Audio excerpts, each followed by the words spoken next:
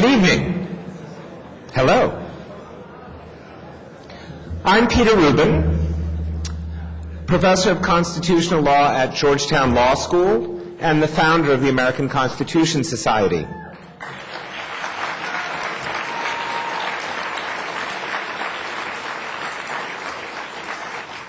This is a very special night, and we have a wonderful program for you with Dean Coe from the Yale Law School, who is really a champion of justice.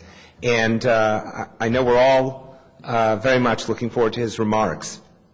This is also a special night because this is ACS's 5th anniversary convention.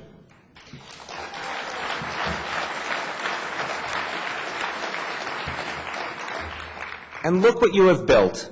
In the few years since ACS's founding, it has grown because of your work, assisted by our extraordinary staff under the wonderful leadership of our brave leader, Executive Director Lisa Brown.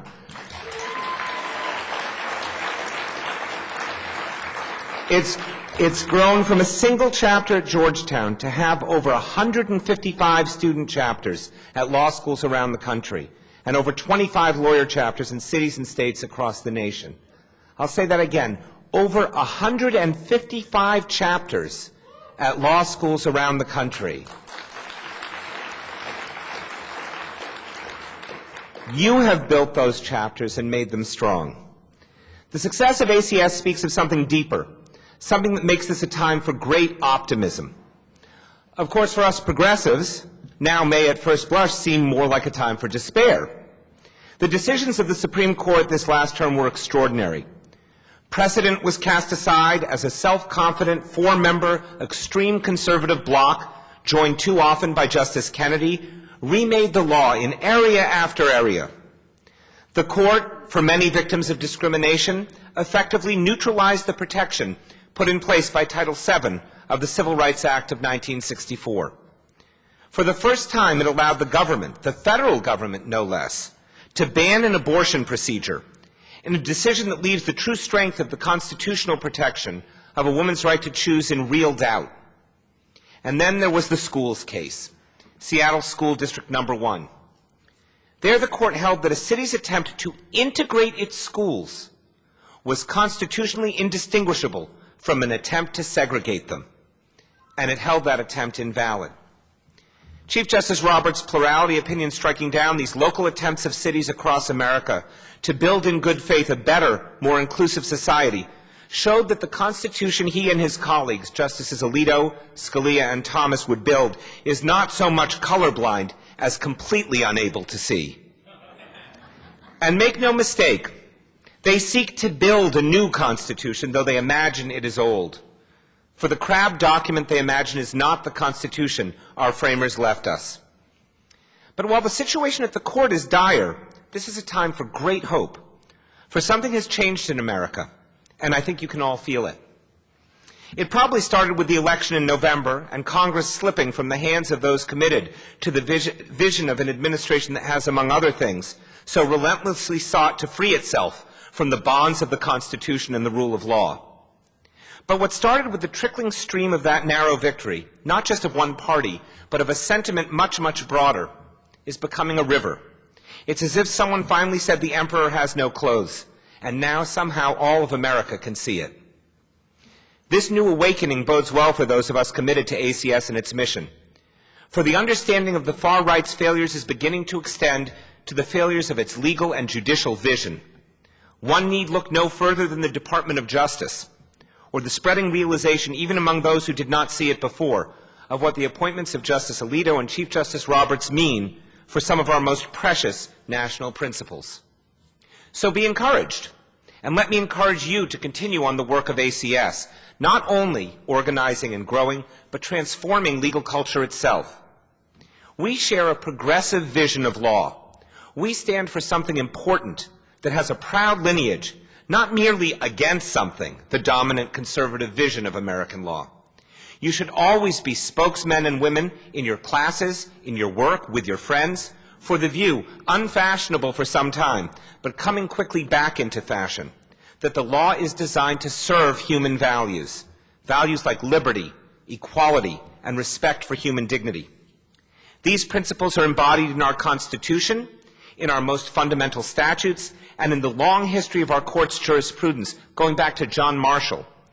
And, as we've seen all too often of late, without these principles, the law would be without a moral compass to guide it. Our opponents, our friends on the right, claim to be originalists or textualists.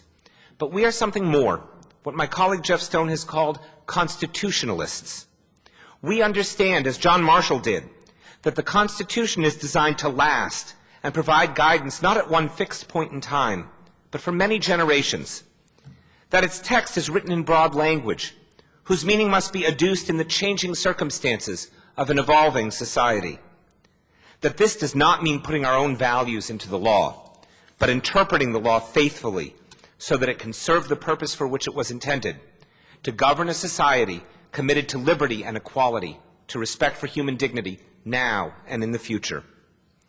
The next great piece of work for ACS is to strengthen the belief in America of the legitimacy of that humane vision of law, to show that law need not be and properly ought not be divorced from human values, and to restore those values to their rightful and traditionally central place in American law.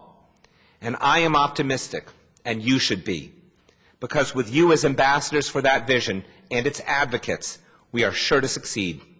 Thank you.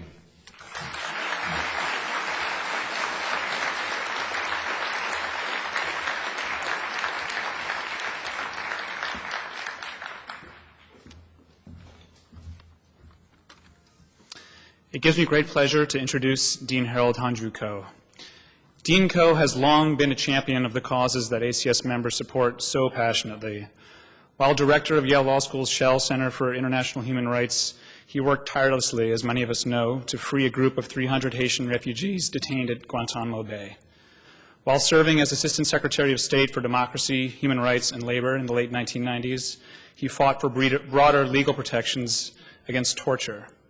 And now, as Dean, he has spoken out time and time again against violations of human rights, the death penalty, and abuses of executive power. All the while, he has also maintained a strong focus on his students, cultivating their sense of responsibility to the global legal community and those whom it ought to serve. In all of these pursuits, Dean Ko has demonstrated a true commitment to living out the theme of this convention, toward a just future. He has used his talents both to seek out a future with improved protections of rights and liberties and to ensure that today's law students commit themselves to maintaining that future. I've been lucky to have such a dedicated dean, and we're lucky to have him with us here tonight. Please join me in welcoming Dean Ko.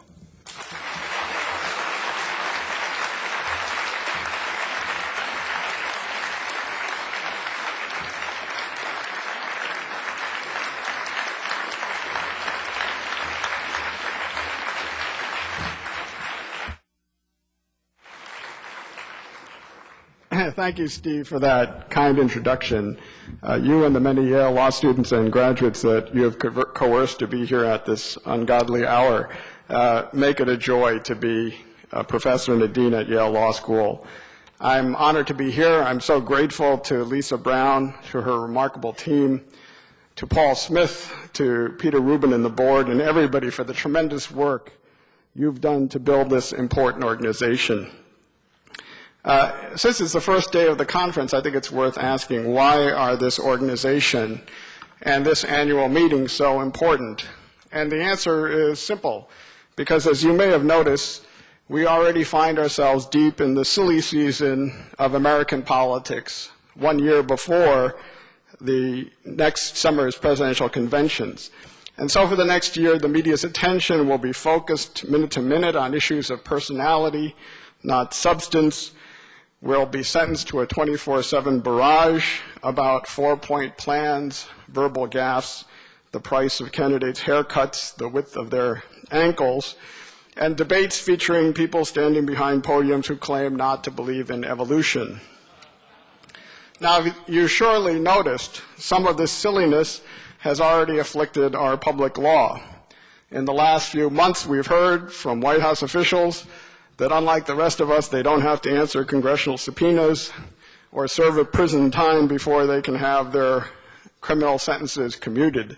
My friend Margaret Love is here. She used to be the pardon attorney. I said if she were there now, she'd be called the commuter attorney.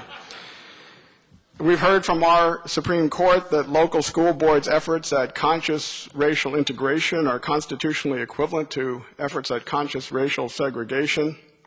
We've heard from the president that he categorically forbids torture, even as last week he issued an executive order that yesterday in the Washington Post, Ronald Reagan's former Marine commandant and former White House lawyer said, quote, has compromised our national honor and may well promote the commission of war crimes by Americans and place at risk the welfare of captured American military forces for generations to come. And then last month in this silly season, we even heard from the vice president that he is not part of the executive branch. If you've read the remarkable series in the Post about the vice president or Charlie Savage's terrific new book, Takeover, you have to wonder if that's because he thinks he's above the executive branch. And if Arthur Schlesinger were alive today, he'd probably entitle his famous book's new edition, The Imperial Vice Presidency.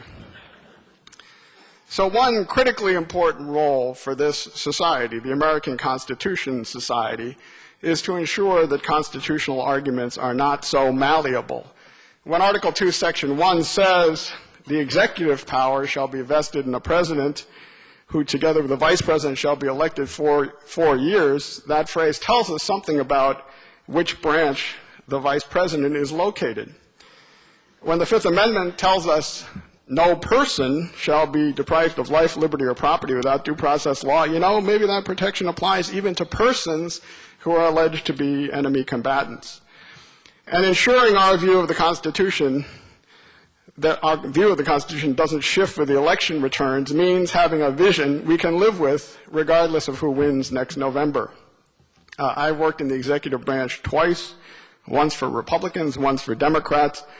That means, for example, not responding to exorbitant claims of executive power with proposals that would unduly weaken the power of future presidents. Instead, in pushing back against imperial claims of presidential power, we should be asserting a vision of a strong president within a strong constitutional system of checks and balances, a vision that promotes constitutional dialogue, not confrontational deadlock among the branches. So when Congress answers the president's excessive claims as commander-in-chief, as it is doing now, it should do so by invoking its appropriations powers to promote interbranch dialogue about a realistic strategy for getting our troops out of Iraq, not just debating gimmicky deadlines that will prove unrealistic and unenforceable on the ground. Well, the theme of this conference is toward a just future. My quick explanation of how to get there is to go backward. And so the best theme of this remarks might be back to the future. And as you know, Back to the Future has a 1, 2, and 3. The basic idea, one, is to reassert the constancy of our Constitution and to reverse the stunning inversion since 9/11 of our thinking of both the constitutional vision and the foreign policy vision that drove our policy making in the past.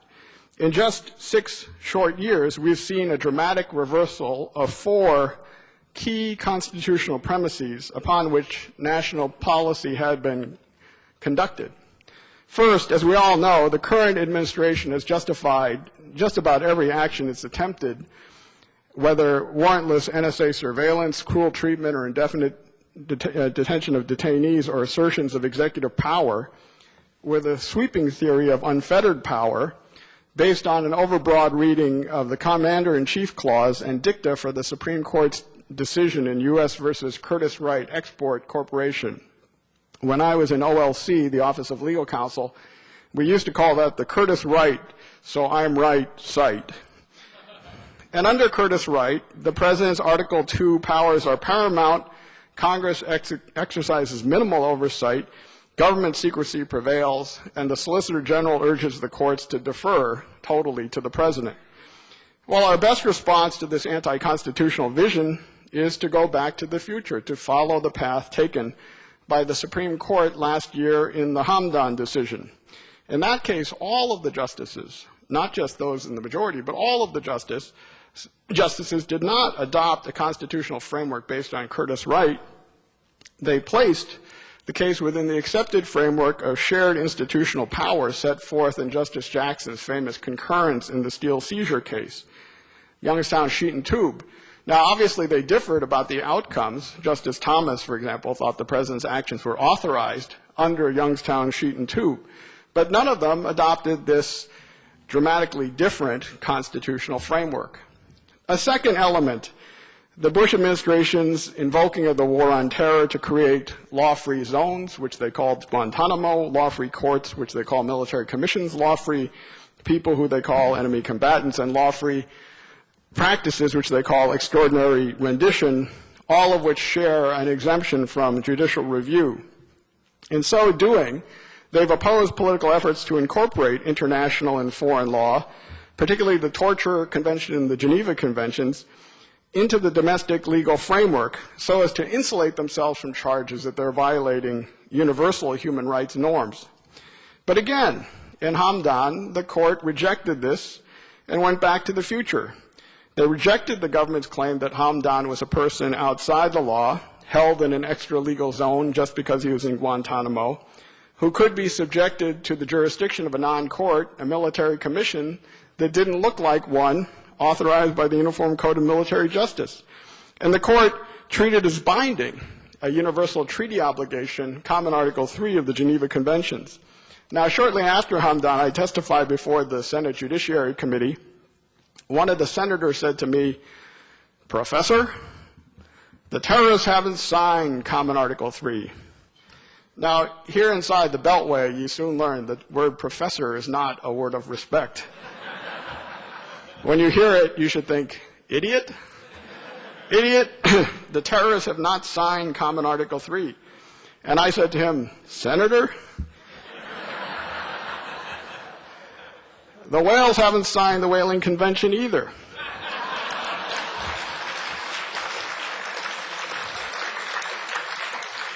This is not about contract. Common Article 3 is not about them and who they are. It's about us and who we are. As a matter of universal principle, we're obliged to give all detainees basic humane treatment, however despicable they might be. And unlike the government's notion that they can pick and choose when U.S. law can apply and to whom, we promote instead a constitutional vision wherever U.S. officials govern under our public law, then they must accept the constraints of that public law. Now, a third argument, in addition to the Curtis Wright argument, and in addition to the argument that has been made about extra-legal zones, people, persons, commissions, we've heard repeatedly the claim that the executive can infringe on civil liberties without clear legislative authorization, relying on long, broadly worded laws like the Authorization for Use of Military Force resolution. But again, in Hamdan, the court took us back to the future, rejecting that claim, demanding a clearer statement before the commander-in-chief could try a suspected alien terrorist before a military commission that had not been authorized by statute. As Justice Breyer put it, the court's conclusion rests ultimately on a single ground: Congress has not issued the executive a blank check in the AUMF. And fourth, and finally, as David Cole has noted, the Bush administration has dramatically widened the disparity of treatment between aliens, particularly enemy aliens, and citizens. But in Hamdan, again, the court took us back to the future because they acknowledged not only do enemy aliens have rights, but more fundamentally that the government can't discriminate against enemy aliens by asserting a dichotomy between law and war. A key element of the Bush administration's strategy in the war on terror has been what I like to call the Tina Turner question, which is when the planes hit the tower, you suddenly say, what's law got to do with it? What's law but a sweet, old-fashioned notion? We're at war. If we're at war, there can be no law. And once war begins, law ends.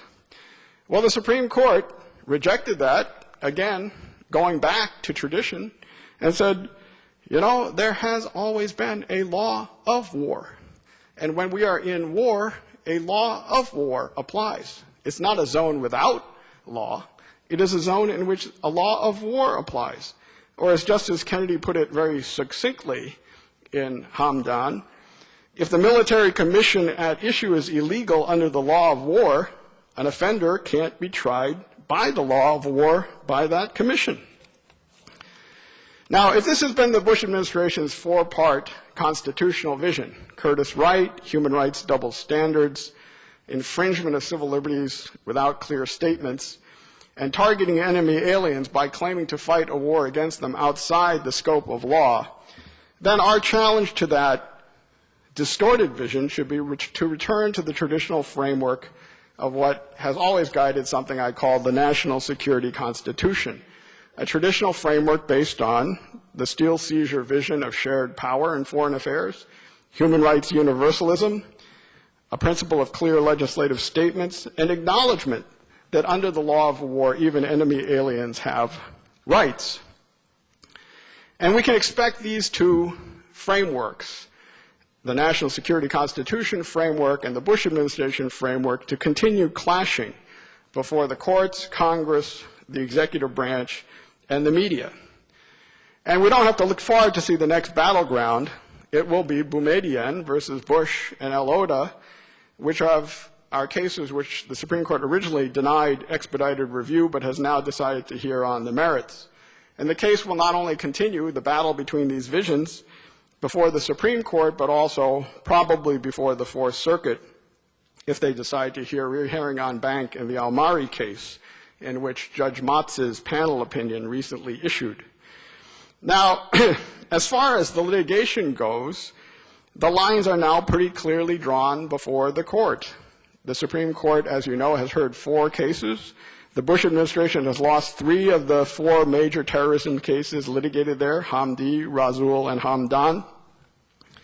And the key vote is, as he is in so many other areas, Justice Kennedy. And so on the merits in Boumediene, the major issues will be, will Justice Kennedy join Justice Stevens' argument applying the Razul decision to Boumediene? And with regard to the habeas stripping provisions of the Military Commissions Act, will Justice Kennedy follow or not follow Judge Motz's analysis in Almari? But to me, the real mystery will not be what happens if we get to the merits in a final judgment in Boumediene. As Steve mentioned, I spent a lot of my time litigating Guantanamo cases against the government. Guess what? They hold the detainees. And that means that you should be looking for the government to try to moot either the Boumediene argument or the El Oda argument or both, or perhaps to announce preemptively in advance of argument a plan to close Guantanamo. Don't be surprised if in the months ahead the government starts to depopulate Guantanamo person by person, first retail, then wholesale, by charging some detainees criminally, by holding others as material witnesses, by trying to find other countries to take some of them, and then to try to move to get the case dismissed. And you might expect the administration to enlist its congressional allies to move proactively for Guantanamo legislation, like the Military Commissions Act, that will put Congress's imprimatur on the closing of Guantanamo in exchange for greater flexibility, which could lead us right back to a Military Commissions Act. And nobody will ask the question that should have been asked all along, which is, why was Guantanamo ever opened as a detention facility again after the debacle involving Haitian and Cuban refugees there in the 90s? Why were hundreds of people brought there from the other side of the world, the far side of the world, without an exit strategy? Another example of the kind of planning failure that characterizes every aspect of this war on terror. Now, what does this mean for us? During this transition period, we should be very wary of accepting lower legal standards as the price of political compromise. In particular, we should avoid wrong-headed ideas that measures justice for terrorist suspects by a watered-down standard of at least it's better than Guantanamo. And I'm not just making this up. These people are entitled to due process of law. But take, for example, a recent proposal by Professors Jack Goldsmith and Neil Katyal in the New York Times calling for the creation of a terrorist court. Now, each of these lawyers has done very admirable things in the war on terror. We all know them.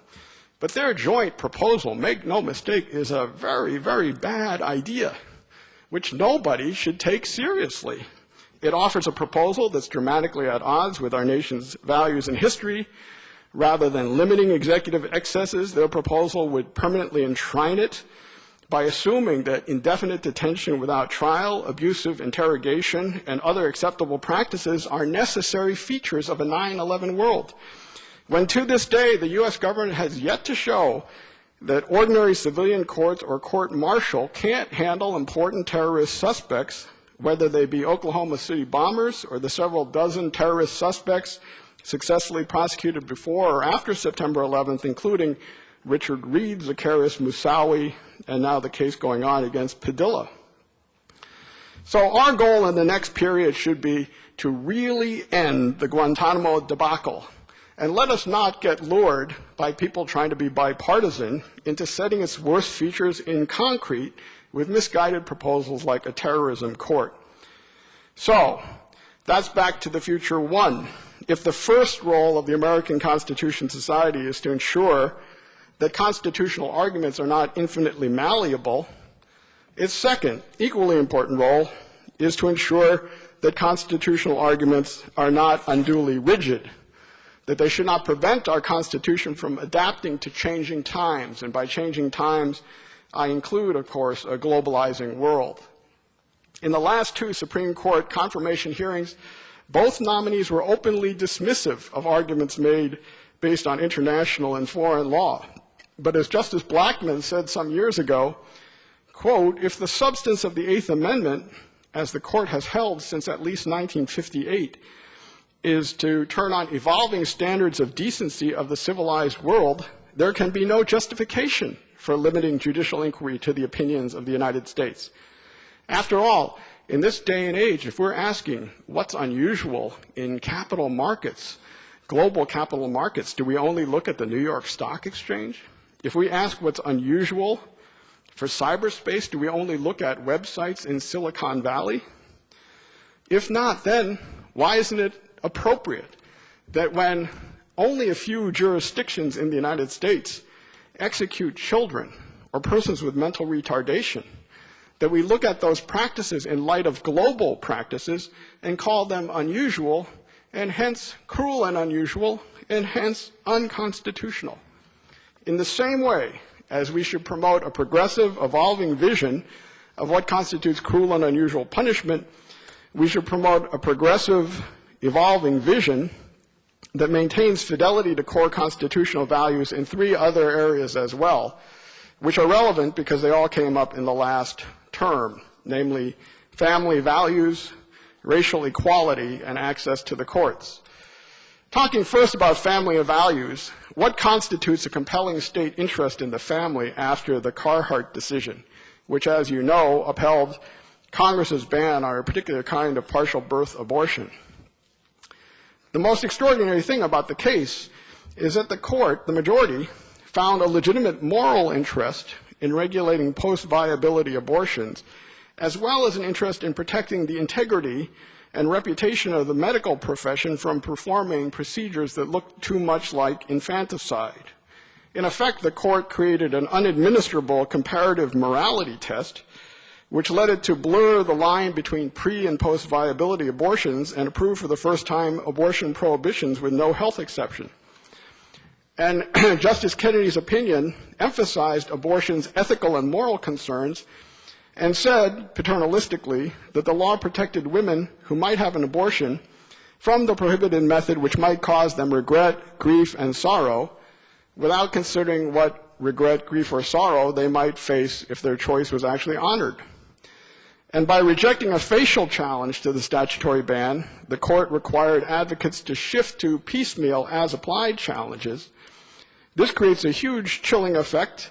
For now, a pregnant mother can challenge a legal ban only if she can show that a particular condition is likely to occur in which the procedure must be used. This means that families who have to choose whether a pregnant mother can bring an unwanted pregnancy to term or litigate in hopes that they might be able to get a preliminary injunction simply to protect her life or health.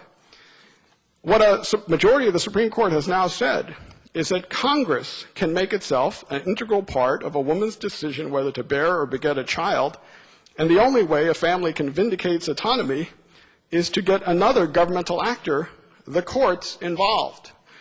And so on its face, this decision undermines Planned Parenthood versus Casey, which it assumed but did not reaffirm. It challenges rights of women and doctors recognized since Roe, and calls into question zones of family privacy recognized since Griswold versus Connecticut. And it seems to me that the decision is clearly the product of what my colleagues and friends, Reva Siegel and Robert Post, call Roe rage. Don't you love that? A social movement that, far from being required by 21st century constitutional values, actually opposes basic principles of privacy, autonomy, secularism that lie at the heart of our modern constitutional order. I can make the same point more quickly with regard to the Seattle and Louisville cases, which Peter Rubin has so eloquently discussed. It's clear that the Chief Justice's statement, the way to stop discrimination on the basis of race is to stop discrimination on the basis of race, sounds good, but in fact, it's not true to core constitutional values. Well, as Walter Dellinger points out, the court's decision is a form of social engineering dictated from Washington, ignores the principle of local control of schools, sets aside judgment of elected officials, and equates inclusive programs supported by blacks and whites in these two cities with racial apartheid in the South. And how can it be reconciled with any meaningful notion of originalism? As my colleague Akhil Amar has pointed out, how can it be that avowedly originalist justices consistently vote against affirmative action, but never explain how their votes can be squared with historical evidence that the Reconstruction Congress was actively engaged in affirmative action when it passed the 14th Amendment? And a third area where we need to see an updating of doctrine while preserving core values, access to the courts. This was the year my colleague Judith Resnick called the year they closed the courts. To me, the most interesting case was not the one where the closing effort succeeded, and there were a bunch of them. For example, a deadline for filing a federal appeal is not excused by the fact that a federal judge gave the inmate's lawyer the wrong date. The most interesting case is the one in which access was granted over a dissent by the Chief Justice, Massachusetts versus EPA. And Chief Justice Roberts writes, redress of grievances of the kind here are the function of Congress and the chief executive, not the federal courts. He seems to be explicitly echoing the views of Alexander Bickel in The Least Dangerous Branch and the Supreme Court and the idea of progress, where he argues for passive virtues by the judiciary. But as we all know, in Democracy and Distrust, John Hart Ely revamped Bickel's vision for the modern day. He argued that courts don't have to be simply statesman-like bystanders in national controversies. They have an important role to play in clearing the channels of political change and forcing the political branches to do their job when they're not ready to do it. And indeed, in Mass versus EPA, the agency had deliberately declined to regulate greenhouse gases, recognizing that Massachusetts had suffered a concrete and particularized injury sufficient to confer standing, simply captured Ely's insight that a 21st century Constitution must protect an inclusive political process where many players, including states and NGOs, can use the courts to force the federal government to act consistently with legal mandates.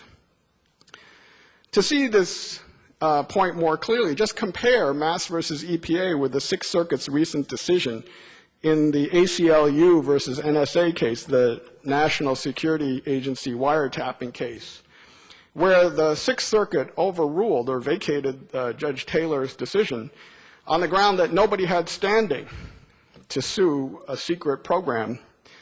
Now, suppose I told all of you that while I've been speaking, I've been illegally and secretly surveilling most, but not all, of your BlackBerry messages which have been sent during this talk. In fact, there are a huge number of them as my indicator reads. A lot of you have been injured. A lot of you have been injured. But not a single one of you can prove that in time to get me into court.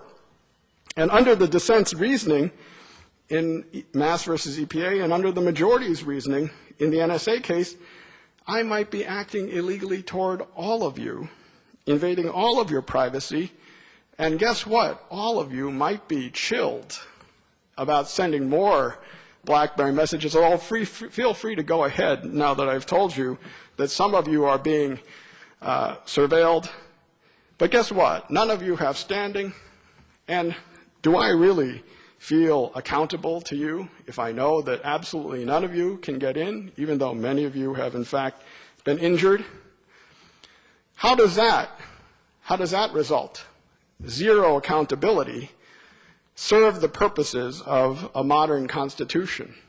And while I'm discussing the role of courts, let me finally mention the relationship among U.S. courts and international bodies, whether the International Court of Justice, the WTO panels, NAFTA panels, etc. Now, increasingly, we have to develop a jurisprudence that manages the relationship between domestic and national courts. And this issue has been up before the Supreme Court not once but twice in the Medellin case, once a few terms ago, and now again the term yet to come. Now, you might say this is an utterly new issue for which the Constitution is not suited, but in fact, crafting judicial doctrines to manage the relationship among courts is something that U.S. courts have done since the beginning of the Republic, when they manage international and foreign law decisions by courts of law merchant.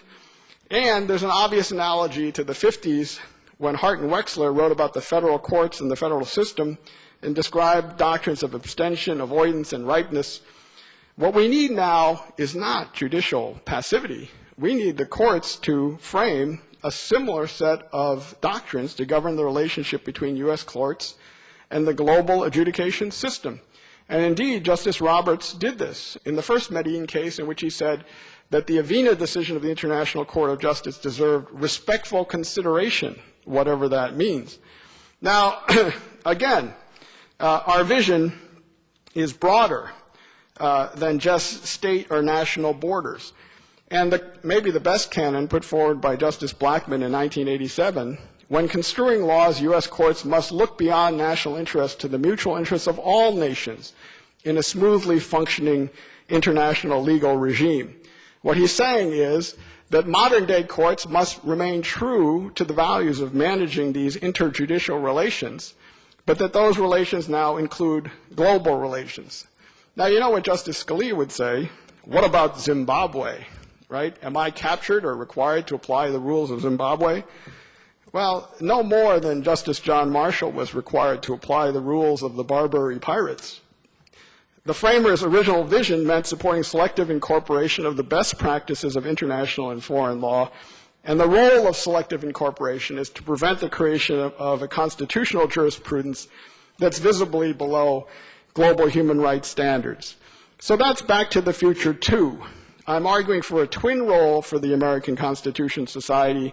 First, preserving the historical integrity of the Constitution so its meaning doesn't simply switch depending on who controls the White House, but on the other hand, promoting a progressive vision of the Constitution. Some call it progressive originalism, others call it fidelity, which keeps true to the Constitution's core values but updates those values to the 21st century.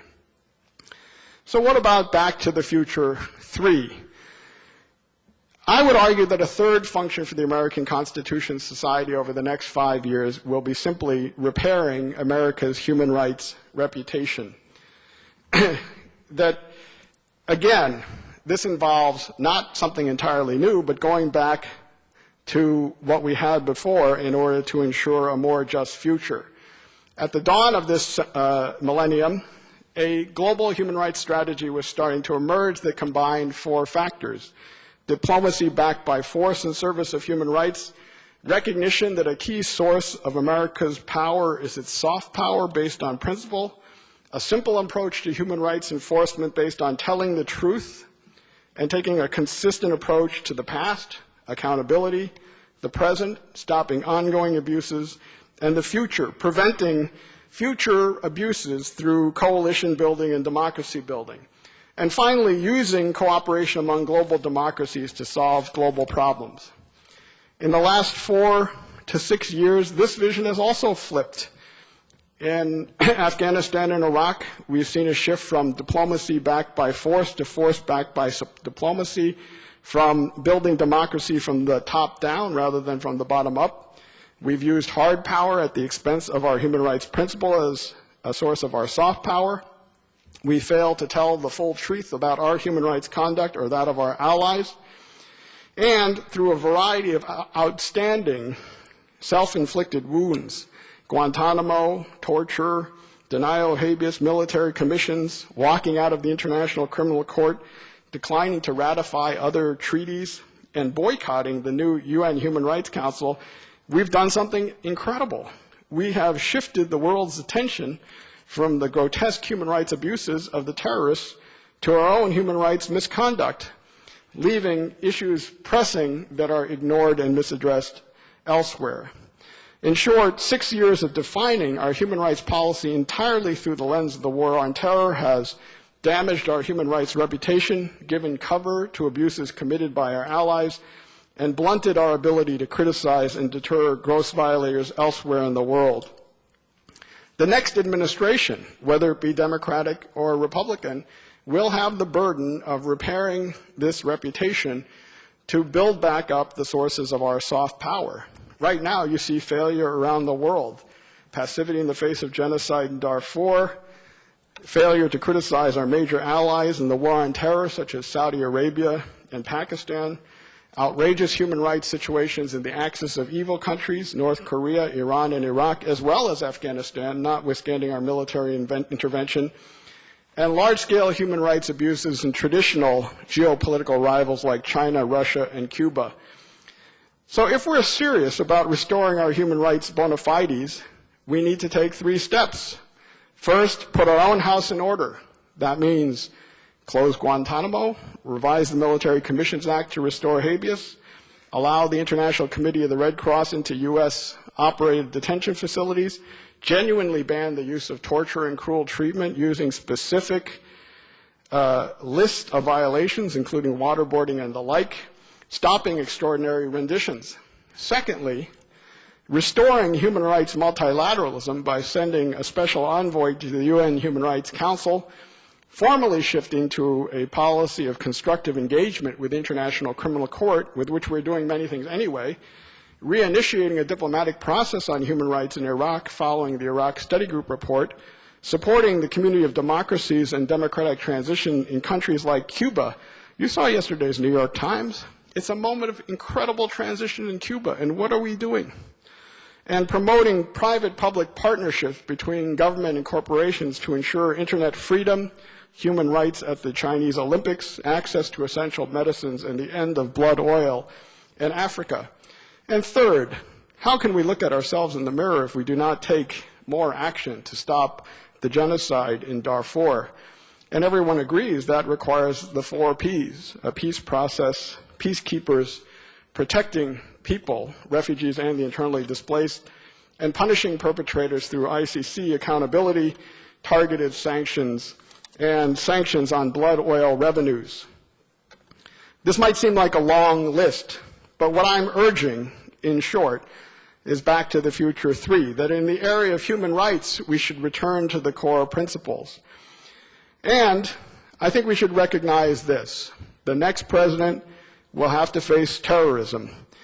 But the common threat that all of the either Republicans or Democrats will face is problems like terrorism, trafficking, weapons of mass destruction, environment, HIV, AIDS, global warming, avian flu. All of them require global solutions. And ours is an exceptional, indispensable country with unique capacity to shape global regimes and generate global solutions, which means we have to return to a foreign policy strategy that goes back to the future, that to enable that strategy, we need to go to a constitutional vision shaped by Youngstown and not Curtis Wright.